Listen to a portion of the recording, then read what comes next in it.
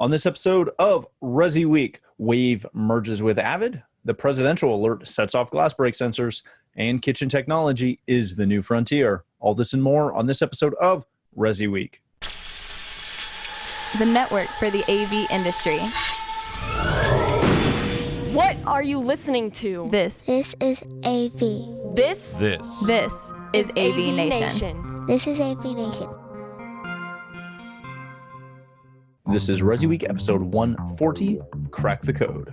Support for AVNation is brought to you by Middle Atlantic, what great systems are built on, and by Audio, a leading manufacturer of professional PTZ cameras, Pro AV solutions, and UCC integration systems. Welcome to ResiWeek. This is your weekly wrap-up of all the latest news and stories for the residential AV industry. I'm your host, Matt D. Scott, for AVNation.tv. And today I'm pleased to be joined by the one and only Richard Fregosa. He's the founder and principal of Fregosa Design. How are you, sir? Good. Mellow West Coast greeting, guys. I'm glad to be here this time. Thank you for joining us. We also have Stephen Bronner. He is the president of Pro Audio Georgia. How you doing, bud? Outstanding. All the way across the country. East Coast greetings to you guys. Very nice.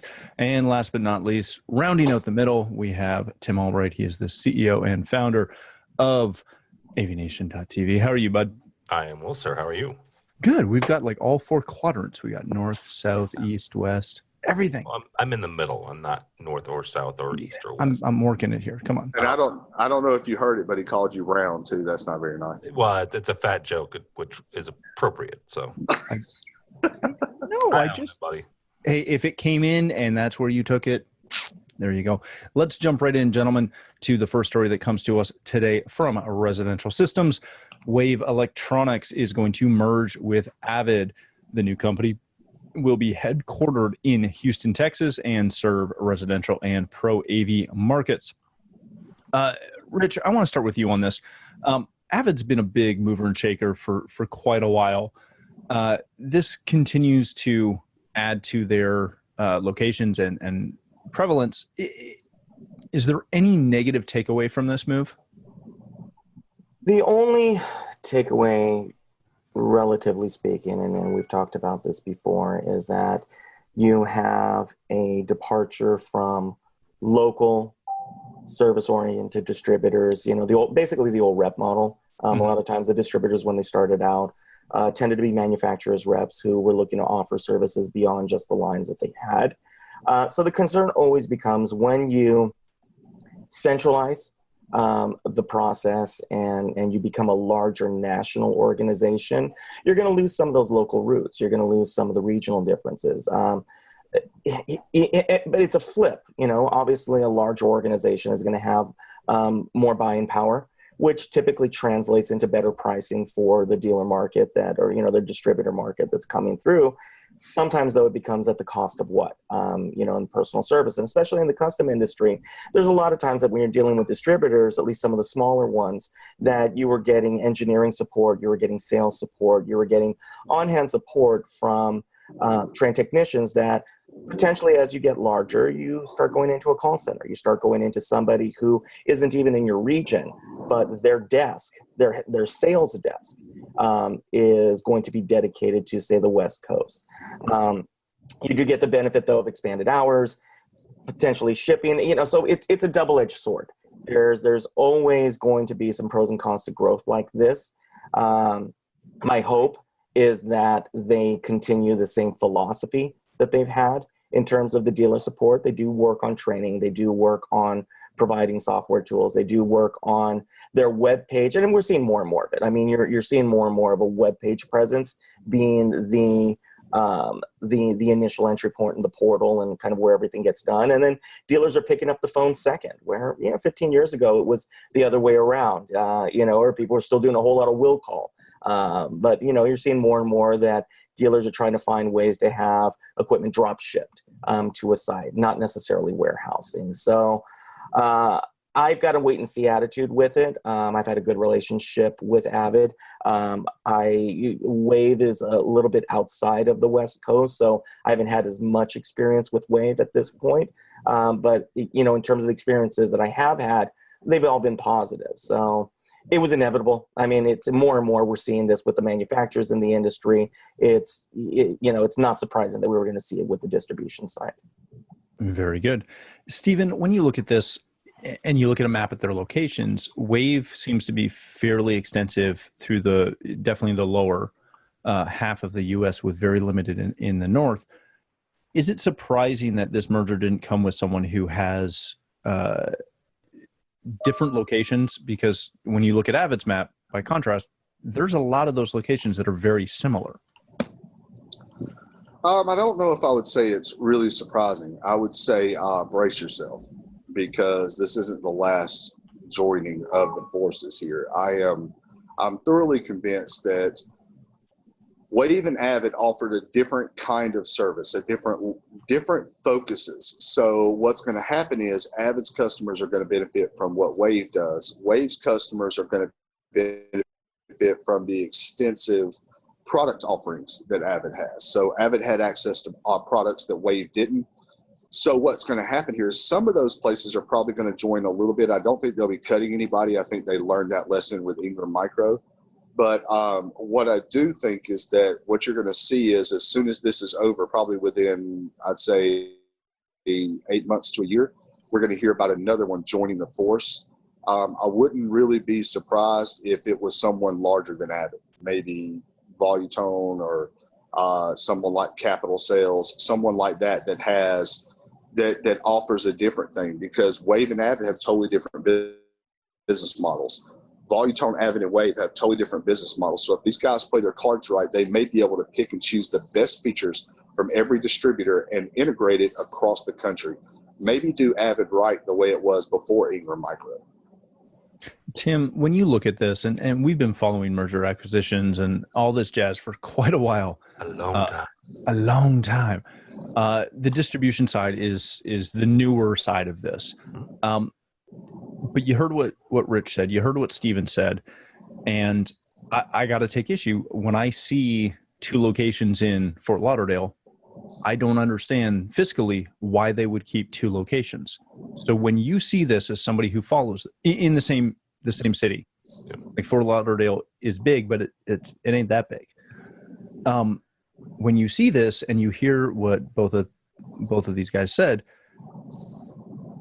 following MAs the way we have, is this something that you look at and say, yeah, they're going to close one of those locations? They're totally going to close one of those locations. And let's be honest, they may close both and open a completely separate one. Obviously, depending on what the ownership structure is of each individual, the building, right? Let's get down to brass tacks. Depending on whether or not they're leasing it and how long that lease is for, and whether or not they can get out of it. Yes, there will be a period of time between here and when they close it, that it will absolutely maintain both locations, but they'll eventually will become a consolidation of resources. We've seen this with various M&As, whether that's on the manufacturing level, where you have manufacturer A buying manufacturer B. They both kind of make similar products or identical products. One of those products will eventually go away. Same thing here with locations. They will eventually close one, if not both, and then maybe possibly open up a third. But the other thing about this is very interesting is you're opening up Wave to a completely new geographic region. You mentioned the fact that they're primarily in the southern states. You're opening up them, and you're opening up their service model to the rest of the country, which I think is going to be interesting to watch.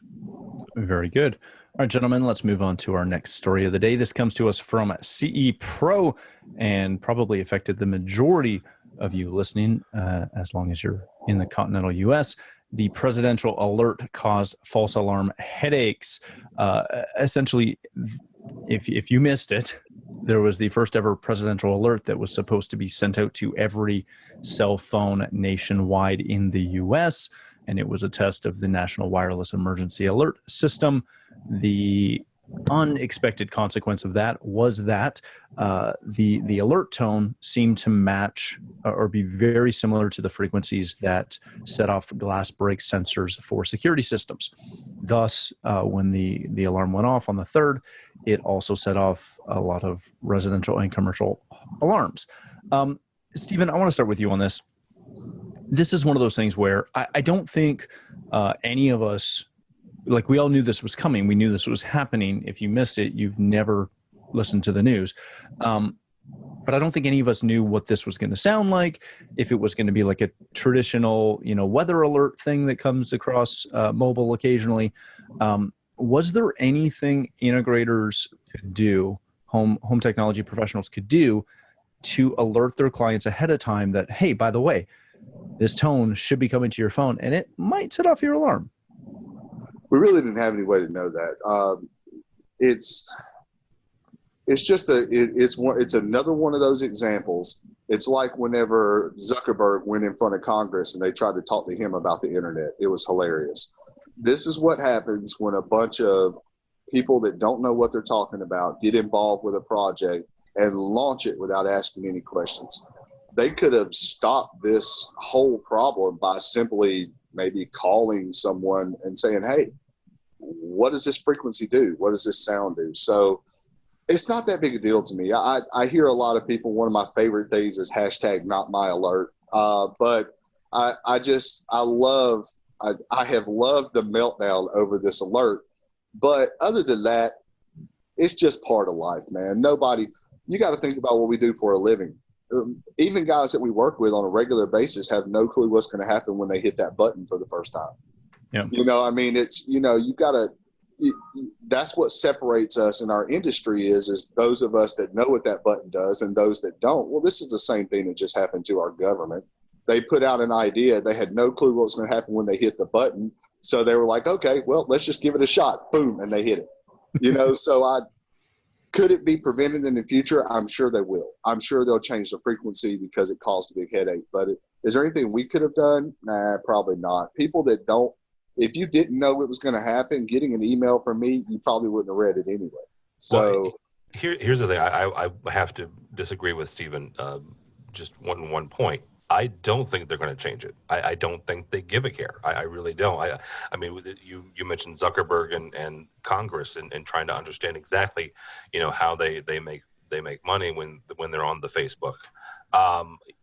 Facebooks. On the Facebook, plural, yes. The Facebooks that is transmitted on the tubes. On the tubes. Way older internet joke. Kids, go Google that. Yeah, you'll find that one. I'll get right on it. Yeah, I don't think you're not a kid anymore. I don't think that the government cares, and here's the reason why. If this was the auto industry and all of the auto manufacturers got together and got in the same room with the people who manufactured this and thought this was a good idea and was able to apply pressure, maybe you would get movement on it. But this is the AV industry, right? Yes, it's residential, and yes, there was a lot of homeowners that were involved, but I don't think you're going to have quite the groundswell of noise regarding this as you would, an election cycle or some other act by Congress. So I don't think that the government's going to do anything. So residential dealers are going to have to say, look, you might want to mute your phone if this is coming.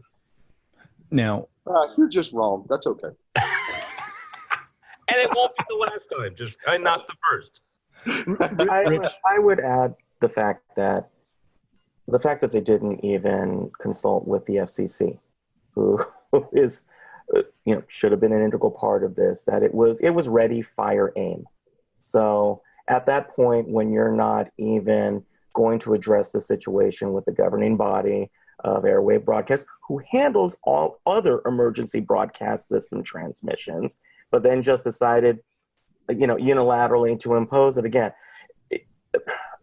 There could be a variety of reasons of what stemmed this in the first place. It was haphazard. It was not well thought out.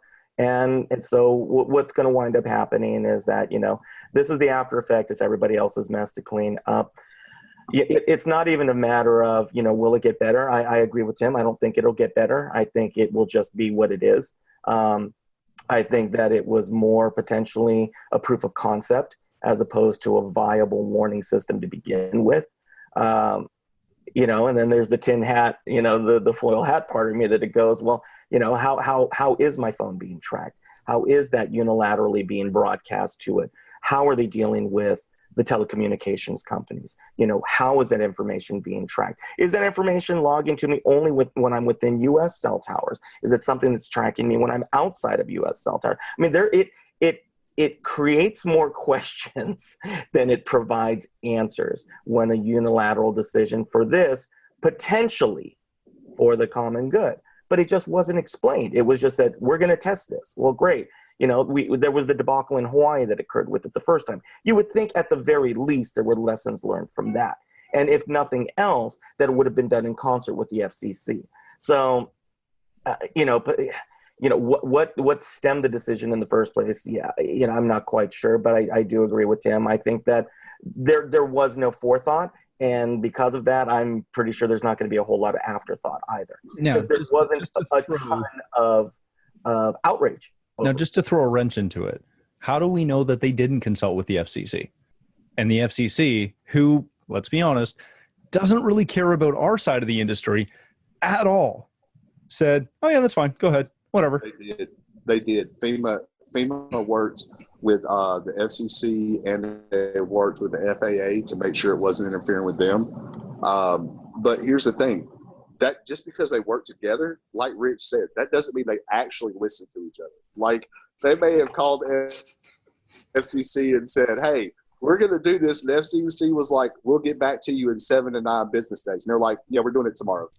Well, and the other thing is we're all assuming that the person that was doing this alert knew what frequency they were sending. That's an awfully big assumption, I think. So just to bring this full circle back to our industry and the non. And just for the record, the 3 U.S. citizens here, we're all going to be put on some list. Matt's probably going to be a bit on. I'm fine. I'm perfectly fine. Yeah. They couldn't find me. My phone didn't go off. Yeah, exactly. I turned mine off. But just to bring this full circle back to us and our industry and how we can utilize this, is there value collectively from the 3 of you in sending out some sort of communication of, hey, just so you know, when you get these alerts in the future, there's a potential that it will set off this alarm. If it does, call your monitoring company or call us or whatever and let them know it's a false alarm? Or is that just over communication? It ain't gonna hurt. Yeah, it's not going to hurt, right? It's not going to hurt. And I wasn't kidding when I said you might want to mute your phone if you know that one of these is coming. That way you don't. Can you mute your phone? Yeah, I thought the whole concept of this was that if it was muted, it wouldn't matter. Caveat: I have an iPhone and I'm on AT&T, so those two things going in. But I can't tell you the last time my phone was unmuted, and the tone did not go off. Now I got the alert, absolutely, and the little message came up on my display, but the tone did not go off on my phone when it was muted. Look into the camera, my people. If your phone does not have a switch to turn it off, you may be in trouble. Yep. Honestly, I feel like I have my phone muted right now. It doesn't. And yet it still went off earlier in the meeting. It buzzed. Oh, it's an aggressive buzz. Yes, it is. So no, I think that everybody here has an extremely valid point. I just feel like the reason why they're going to make some changes is because it affected the alarm industry. And like it or don't like this administration, they're pretty big on law enforcement, listening to law enforcement. So they may or may not listen. But I think that because it affected the law enforcement industry and the alarm industry, they may listen. So we'll see. We'll be back in 3 months and we'll see if they listen. All right. We'll pay attention to that. All right, gentlemen, let's hit the last story of the day. This comes to us from the good people at Forbes and Jamie Gold. The next growth opportunity for home technology is, you guessed it, the kitchen. When you read through this, Jamie Gold is a contributor. She writes about homes and health, and it sounds like she was at CEDIA and was following closely the National Kitchen and Bath Association partnership with the CEDIA Expo to essentially do the technology tours and show designers how technology fits into essentially kitchen and bath spaces. When you read through the article, there's a couple of really interesting numbers and figures in there, specifically that some of the features that are being recommended by designers are mobile device charging stations at the tune of 66%, centralized lighting control at 45%, and automated faucets at 43%. Tim, I'm starting with you, which is entertaining because you're not an integrator at all. But I so want an automated faucet. But I have a system when I do these shows, so you're stuck being the starter for this. You were at CDU with us. Yep. You saw the booth for the Kitchen and Bath Association. You heard all about the Design Connected tour going around. This is one of those things that it's kind of the last forefront for technology in the home that has not really been mined yet from professionals. We haven't spent a lot of time saying, oh, you should put some automated voice-controlled faucets in your kitchen. We've stuck to the media rooms and the outdoor spaces and all that stuff. Seeing what you saw at CEDIA, reading this article, is she on the money talking about how there's a great, if not incredibly large opportunity starting in the kitchen? There's a good opportunity. And I'm being careful with my adjectives here. I noticed that. And I'm not kidding. I would love an automated faucet because I cook a lot. I'm a big guy. I like to eat. I like to cook. And there's a lot of times where my hands aren't exactly clean or they're filled with dough or some sort of other objects when you're cooking. Yes, there are Bacon. Bacon. Yes, bacon grease. Yes, I could have an IR faucet and turn it on, but one of my Alexas sits in the kitchen. It would be very nice to say, Alexa, turn on the faucet, right? Absolutely, I would freaking love that. Does that make it a great opportunity? I don't think so, because one yahoo in the middle of the country wants an automated faucet. That's not a great market. What is interesting, though, is she's hit on something that we've kind of talked about this and talked around this. Emerald Expositions owns the CEDIA show now. They also own a kitchen and bath show. At not just was there the Kitchen and Bath Association flagship show, not just a show, the show. The not only was there the booth there from the Kitchen and Bath Association, but I think Matt, you talked about this on the wrap up show with CEDIA. Samsung brought a integrated smart refrigerator to the show. Now, this is in the same booth that they had the 8K display and the wall that they were showing again, which again is freaking gorgeous. They had an integrated refrigerator. So, they're already seeing some of this introduction of the kitchen, of the integrated and smart kitchens to this channel. Great opportunity, no, but this certainly is an opportunity, and in a market and a segment where the dealers are trying to find different ways of recouping some lost margin on just selling boxes, whether that's services or whether that's something else. This is actually not a bad idea to say, hey, would you like some of the stuff in your kitchen to be smart and integrated with the rest of your system? Yeah, very good. Rich, there's a lot of really good information in this story, but one of the things that got me was this quote. Features that both designers and consumers are interested in include appliances and faucets that send failure and leak notices, cooking appliance that sends overcooked or being intentionally left on, and sensors that can track your food inventory, etc. When you hear that some of that is the normal realm of what we do. The lighting control that we alluded to earlier, totally within an HTP's realm. Automated faucets, maybe not so much, but the voice activation side, 100%. When you look at this from a marketing standpoint, it might not be something you want to hitch your wagon to, that, hey, I can sell you a faucet that sends you a leak notice, but it's also a really good part of that, living your life better story. Where does this, are we making much ado about nothing? No, it's for integrators. It's always been a matter of how do you crack the code in a house? How do you crack the code with the design community? Some integrators are better at telling that story than others. The issue has always been, when dealing with the design community, is how do you package technology in a manner that it's approachable to people who view themselves as non-techie. You'll get that every time when you speak with somebody or with a designer.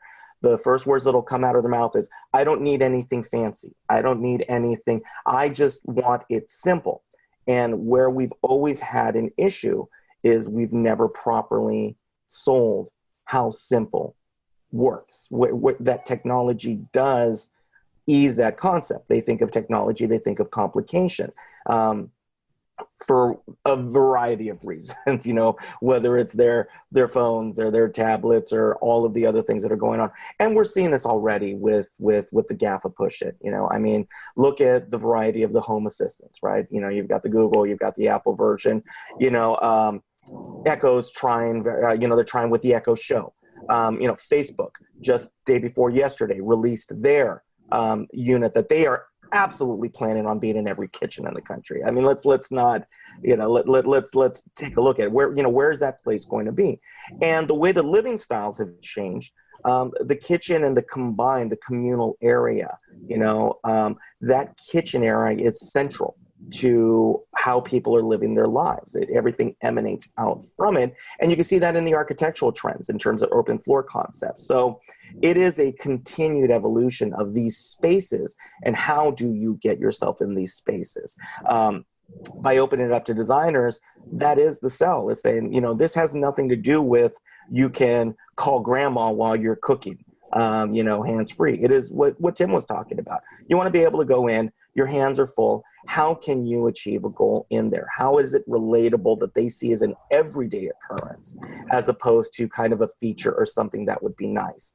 And we're seeing it more and more with these activated devices. On the other side, where it's difficult for us, and just I think yesterday, Rich Storger from ADA wrote a piece called what are we doing necessarily to the sound in these spaces, where he said, not every toaster needs to be a speaker.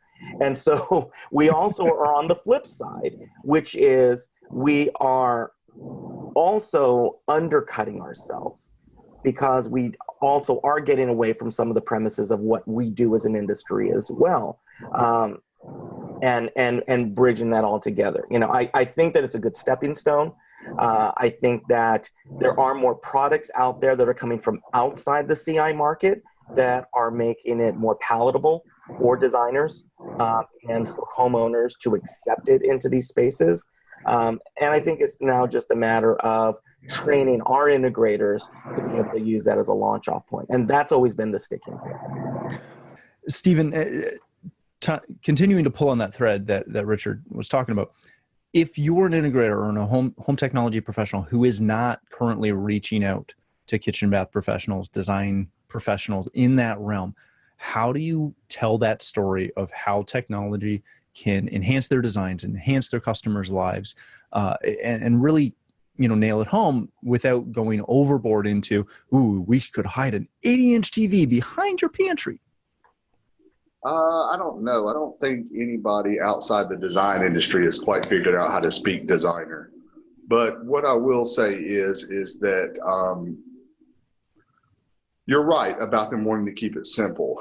The problem is that is an extremely subjective term. And that is what I have run into in having that conversation is simple is very subjective. Simple to me is one thing, to you is something else. So what I would challenge everyone to do, if you want to know what it would be like to have technology in everybody's kitchen, I would recommend you try going and watching the video Alexa Gold. It's a short done by SNL, and it is hilarious. It is exactly what I picture happening when we start putting these things in everybody's kitchen. It goes everywhere from Alizé, what's the temperature outside? Elena, turn my TV channel. I mean, here's the thing. People want things to be advanced when they need to be advanced, but I like to cook. My wife likes to cook. If I filled her kitchen with technology, she would hit me with a pan. I'm not filling her kitchen with technology. She wants to keep it simple. I personally feel that is one room in the house that I am perfectly happy staying away from. I'm not hungry. I'm eating well. My company's growing, and I stay away from the kitchen. Yeah, we do lighting control. That's not quite the same. When I'm in the middle of cooking and I want the water to come on, but I've got noodles in the sink and I don't see the noodles, and I say, Alexa, turn on the water, and all of a sudden there's water dumping on my noodles because I have my back turned to the sink. I got to do that one time before Alexa goes in the trash can, and I never say that again. So that's my opinion about the kitchen. I know there's money to be made, but we need to think about our clients' lifestyle and how they're going to use the technology, not just try to sell them boxes. That's not what we do. We're lifestyle engineers. We go out and we take this technology and we make it more fun and we integrate it.